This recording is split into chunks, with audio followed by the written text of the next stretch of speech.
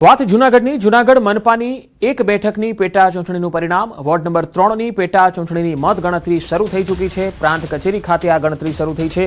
મતગણતરીનો 4 round પૂરા। વધુ માહિતી મેળવીએ જૂનાગઢથી સંવાદદાતા અમર બખાઈ જોડાયા છે। અમર, હાલ મતગણતરી ચાલી રહી છે, શું તસવીરો આવી રહી છે સામે? पंकज मतगणतरी पूर्ण थई छे। वोट नंबर 3 ની એક બેઠક માટેની પેટા ચૂંટણી હતી ને ભાજપનો છે તે ભવ્ય વિજય થયો છે। આ વિસ્તારની અંદર 12 વર્ષ બાદ મહાનગર માટે મતદાન થયું હતું ને ભાજપે પોતાના વિસ્તારમાં દબદબો યથાવત રાખ્યો છે। આપણી સાથે જે વિજેતા ઉમેદવાર છે ભાજપના અક્રમભાઈ કુરેશી, તેમની સાથે જ વાત કરશો। અક્રમભાઈ, શું કહેશો, તમારી જીત થઈ છે? જીતની ખુશી ને બધા વોર્ડ નંબર 3 ની બધા જનતાનો આભાર વ્યક્ત કરું છું અને તમે જીતની બધી ઉત્સાહ અને જંગી બધી ભીડ તમે જોઈ શકો છો। અક્રમભાઈ, 12 વર્ષ બાદ અત્યાર સુધી બિનહરીફ થતા હતા, તો 12 વર્ષ બાદ મતદાન થયું છતાં ભાજપ આવ્યું, શું સંદેશો આપવા માંગો છો? જે લોકો કહેતા હતા કે ચૂંટણી થશે તો કઈ ફેરફાર થશે? ચૂંટણી થશે તો ફેરફાર થશે, તમારી વાત સાચી છે, પણ અમે જીત પહેલા દિવસે જ સ્વીકારી લીધી હતી, કારણ કે વોર્ડ નંબર 3 માંથી કોઈ ઉમેદવારી પત્ર ફાઇલ ન થયું। એમાંથી ખબર પડે છે કે અમારા કામ ને અમે ક્યાં સ્ટેન્ડ કરીએ છીએ। આ બધા જેટલા બે ઉમેદવાર હતા એ બે બીજા વોર્ડ આ નંબર 8 ના હતા। વોર્ડ નંબર 3 માંથી કોઈ એ ફોર્મ ભર્યું નતું। એ અમારી જનતા છે અને અમારી જનતાએ ફોર્મ ના ભરીને જ અમને જીતાડી દીધા હતા। કેવા વિકાસના કામોની ખાતરી? વિકાસના કામોની 100% ખાતરી આપું છું। અમારા કદાચ કોઈ કામ બાકી રહ્યા નથી, અને જે કાંઈ અમારા આગળ વિકાસ થતા હોય બધા વિકાસના કામો અમે પબ્લિક માટે કરશું। તો આ હતા જે વોર્ડ નંબર 3 ના જે પેટા ચૂંટણી થઈ હતી ને બીજેપીના ઉમેદવાર અક્રમ કુરેશી કે જે વિજેતા થયા છે। આ પહેલા પણ તેમના જ પરિવારમાંથી જે તમામ સભ્યો છે તે કોર્પોરેટર રહી ચૂક્યા છે ને ફરી જે ભાજપનો દબદબો છે તે યથાવત રહ્યો છે। જી અમાર, ખાસ તો ત્રિપાખીયો જંગ હતો, તો કોંગ્રેસ અને આમ આદમી પાર્ટીને કેટલા વોટ મળ્યા અને તેઓના કોઈ નિવેદન આવ્યા છે? હા, બિલકુલ। જે રીતે કોંગ્રેસ અને આમ આદમી પાર્ટી અને ભાજપ આ 3 ત્રિપાખીયો જંગ હતો અને ખાસ કરીને છેલ્લા જે રાઉન્ડ 4 એટલે કે 4 રાઉન્ડ હતા અને 4 રાઉન્ડમાં જે ભાજપના ઉમેદવાર છે અક્રમ કુરેશી તેને 4834 મત મળ્યા। જે અશરફ ફહીમ છે કોંગ્રેસના જે ઉમેદવાર તેને 2836 મત મળ્યા અને જે આમ આદમી પાર્ટીના ઉમેદવાર હતા મહેબૂબ પંજા તેને 246 મત મળ્યા। મહત્વનું એ છે જે પંકજ કે નોટાની અંદર 108 મત મળ્યા છે, એટલે લોકોએ નોટાને પણ મત આપ્યા છે અને કુલ 8024 જે મતદારો હતા મતદાન કરવામાં આવ્યું હતું ને હાલ જે પરિણામ જાહેર થયા છે જેમાં જે ભાજપના ઉમેદવાર છે તેની 1998 મતથી વિજય થયો છે। જી અમાર, આભાર માહિતી આપવા માટે। તો જૂનાગઢમાં ભાજપના ઉમેદવારનો ભવ્ય વિજય થયો છે। જૂનાગઢમાં વોર્ડ નંબર 3 ની પેટા ચૂંટણીની મતગણતરી પૂરી થઈ ચૂકી છે અને ભાજપના ઉમેદવાર જીતી ગયા છે। તો આજે સ્થાનિક સ્વરાજ્યની પેટા ચૂંટણીનું પરિણામ પણ છે। 15 બેઠક માટે યોજાયેલી પેટા ચૂંટણીનું પરિણામ જૂનાગઢ મહાનગરપાલિકાની એક બેઠકની ગણતરી પૂરી થઈ ચૂકી છે, જ્યાં ભાજપ જીત્યું છે। દેવગઢ બારિયા નગરપાલિકાની 4 બેઠકનું પણ પરિણામ આવવાનું છે। વિસનગર નગરપાલિકાની 3 બેઠકનું પરિણામ આવવાનું છે। આણંદ જિલ્લા પંચાયતની એક બેઠક પર મતગણતરીનું પરિણામ આવવાનું છે। મોરબીના હળવદ, સાબરકાંઠાના પોશીના, મહેસાણાના સતલાસણા અને પાટણના હારીજ, ભરૂચના નેત્રંગ, ખેડાના ફાગવેલ તાલુકા પંચાયતની એક બેઠકો છે જેના પરિણામો આવવાના છે। કુલ 15 બેઠકોમાં એક મહાનગરપાલિકાની બેઠક છે, 7 નગરપાલિકાની બેઠક છે, 1 જિલ્લા પંચાયતની બેઠક છે અને 6 તાલુકા પંચાયતની બેઠકો છે જેના પરિણામો આવવાના છે। રાજકીય પક્ષો અને સ્થાનિક રાજકારણ સાથે જોડાયેલા અને રસ ધરાવતા લોકો માટે પણ આ જે પરિણામો છે એ નજર રહેશે, તેઓ પણ ખાસ નજર રાખી રહ્યા છે।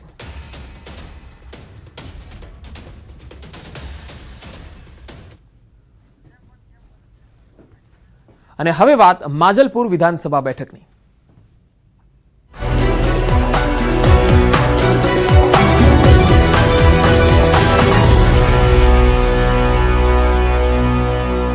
વડોદરાની માજલપુર વિધાનસભા બેઠક પર પેટા ચૂંટણી ચાલી રહી છે। પેટા ચૂંટણીને લઈને મતદાન પણ શરૂ થઈ ચૂક્યું છે। સવારે 7 વાગ્યાથી શરૂ થયેલું મતદાન સાંજે 6 વાગ્યા સુધી ચાલવાનું છે।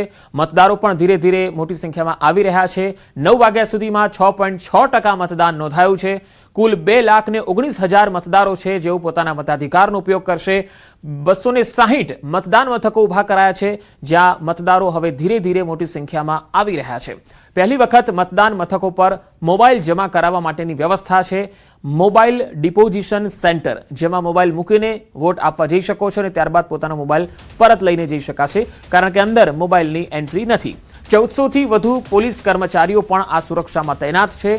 3 ઓગસ્ટના રોજ પરિણામ આવશે. ભાજપ અને કોંગ્રેસના ઉમેદવાર વચ્ચે સીધો મુકાબલો છે. આ બેઠક સ્વર્ગસ્થ યોગેશ પટેલના નિધન બાદ ખાલી પડી હતી. ભાજપે સતીશ પટેલને ટિકિટ આપી છે, જ્યારે કોંગ્રેસ તરફથી ભીખા રબારી મેદાનમાં છે. ચૂંટણી પ્રક્રિયા પર ચાંપતી નજર રાખવા માટે 100% વેબકાસ્ટિંગની વ્યવસ્થા છે, એટલે કે 520 કેમેરાની વ્યવસ્થાઓ કરવામાં આવી છે. સતીશ પટેલ જેઓ ભાજપના ઉમેદવાર છે તેમની વાત કરીએ તો લેઉવા પાટીદાર સમાજનો ચહેરો છે. મનપાની સ્ટેન્ડિંગ કમિટીના પૂર્વ ચેરમેન રહી ચૂક્યા છે સતીશ પટેલ અને પ્રદેશ કારોબારીના સભ્ય પણ રહ્યા છે. વડોદરા જિલ્લા ભાજપના પૂર્વ પ્રમુખ પણ છે અને છાણી નાગરિક સહકારી બેંકના ચેરમેન પણ રહી ચૂક્યા છે. તેઓ ગુજરાત અર્બન બેંક્સ ફેડરેશનના ડિરેક્ટર પણ રહી ચૂક્યા છે. હવે વાત ભીખાભાઈ રબારીની કરીએ. ભીખાભાઈ રબારી કે જેઓ કોંગ્રેસના ઉમેદવાર છે, ઓબીસી સમાજનો એક મોટો ચહેરો પણ કહેવાય છે. સંવાદદાતા વડોદરાથી હાર્દિક દીક્ષિત મારી સાથે જોડાયેલા છે. હાર્દિક, બંને ઉમેદવારોએ એડી ચોટીનું જોર તો લગાવ્યું પ્રચારમાં, પરંતુ મુકાબલો કેટલો કાંટાનો લાગી રહ્યો છે?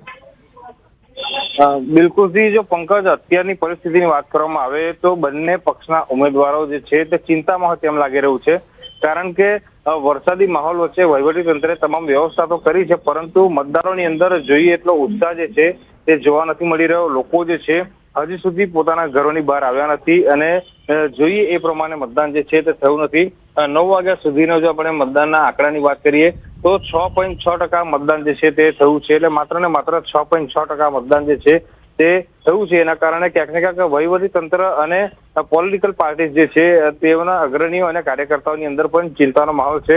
અત્યારે પ્રયત્ન એ જ કરવામાં આવી રહ્યો છે કે વધુમાં વધુ લોકો પોતાના ઘરની બહાર નીકળે અને મતદાન જે છે તે કરે. લોકો જે છે તે પોતાના સોસાયટીના વોટ્સએપ ગ્રુપમાં હવે મેસેજ કરી રહ્યા છે કે જે લોકો મતદાન મથક સુધી પહોંચ્યા નથી તેઓ વહેલી તકે વરસાદ પડે પહેલા મતદાન મથક પર જાય અને પોતાના મતાધિકારનો ઉપયોગ જે છે તે કરે. એટલે મેં કીધું પ્રમાણે કે જે ઉત્સાહ જોવો જોઈએ, જે લાઈનો પડવી જોઈએ, એ પ્રકારની વ્યવસ્થા જે છે તે અહીંયા જોવા નથી મળી રહી અને એકલ દોકલ લોકો આવી રહ્યા છે અને મતાધિકારનો ઉપયોગ જે છે તે કરી રહ્યા છે. પંકજ જી હાર્દિક, બીજી ખાસ વાત, અહીંયા મતદારોમાં જે ખાસ ઉત્સાહ અત્યારે શરૂઆતના તબક્કામાં નથી દેખાઈ રહ્યો, પરંતુ લાગે છે ખરું કે 11 વાગ્યાની આસપાસ મતદારો મોટી સંખ્યામાં આવશે, ઉત્સાહ બતાવશે? બિલકુલથી હવે સૌથી મોટી સમસ્યા એ ઊભી થઈ છે કે આજે વર્કિંગ ડે છે, એટલે ચાલુ દિવસ છે, એટલે કેટલાક નોકરિયાત લોકો છે તેઓ નોકરી પર ગયા છે, તો કેટલાક જે વિદ્યાર્થીઓ છે તેઓ કોલેજમાં ગયા હશે, એટલે બપોર બાદ જે મતદારો છે તે પોતાના ઘરની બહાર નીકળે, મતદાન મથકો સુધી પહોંચે તેવી શક્યતાઓ જે છે તે સેવાઈ રહી છે. મેં કીધું પ્રમાણે કે લોકો પોતપોતાના કામમાં વ્યસ્ત છે, વર્કિંગ ડે છે, એટલા એના કારણે પણ જે છે તે ક્યાંક ને ક્યાંક મતદાન જે છે તે જોઈ એટલું થયું નથી, પરંતુ એક આશા અને અપેક્ષા એવી છે કે બપોર બાદ લોકો આવશે અને ત્યારબાદ પોતાના જે મતાધિકાર જે છે તેનો ઉપયોગ કરશે. પરંતુ હાલ બંને પક્ષના જે અગ્રણીઓ છે, કાર્યકર્તાઓ છે, તેમના દ્વારા વધુમાં વધુ મતદારો મતદાન મથક સુધી પહોંચે તેના માટે મથામણ જે છે તે કરવામાં આવી રહી છે. પંકજ જી આભાર હાર્દિક માહિતી આપવા માટે.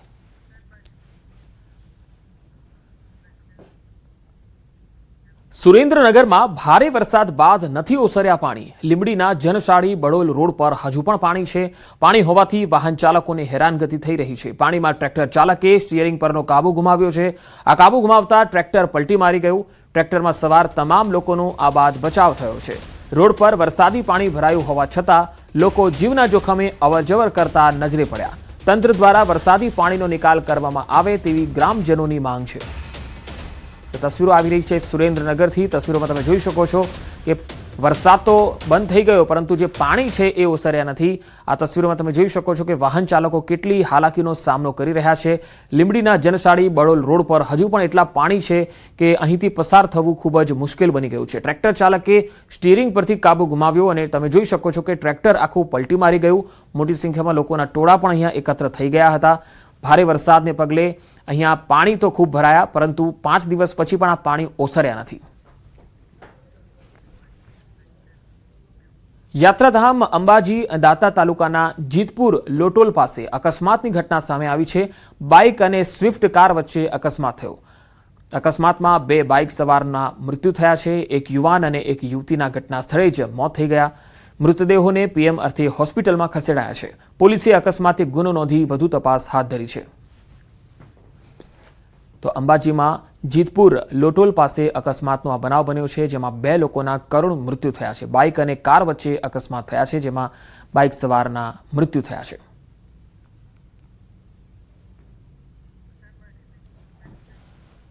રાજકોટ સોમનાથ હાઈવે પર જેતલસર ગામ નજીક અકસ્માત થયો. હાઈવે ક્રોસ કરતી વખતે કારની ટક્કરે એક વ્યક્તિનું મૃત્યુ થઈ ગયું. મૃતક વ્રજ વાટિકા હોટલમાં કામ કરતો નેપાળી યુવક હોવાનું સામે આવ્યું. અકસ્માતમાં ગંભીર ઈજા થતા ઘટના સ્થળે જ મોત નીપજ્યું. મૃતદેહને પોસ્ટમોર્ટમ માટે હોસ્પિટલમાં ખસેડવામાં આવ્યો. અકસ્માતની ઘટના બનતા લોકોના ટોળે ટોળા ઉમટ્યા. જેતપુર તાલુકા પોલીસે આ અંગે વધુ તપાસ હાથ ધરી છે. બંને તસવીરોમાં અલગ અલગ જોઈ શકો છો. કારની ટક્કરે એક નેપાળી યુવકનું મોત થયું છે. પોલીસની ટીમ પણ સ્થળ પર આવી પહોંચી હતી. મૃતક વ્રજ વાટિકા હોટલમાં કામ કરતો નેપાળી યુવક હોવાનું સામે આવ્યું છે. યુવકનું ઘટના સ્થળે જ મોત થયું હતું. આ સમગ્ર મામલે પોલીસ હવે આગળની તપાસ કરી રહી છે.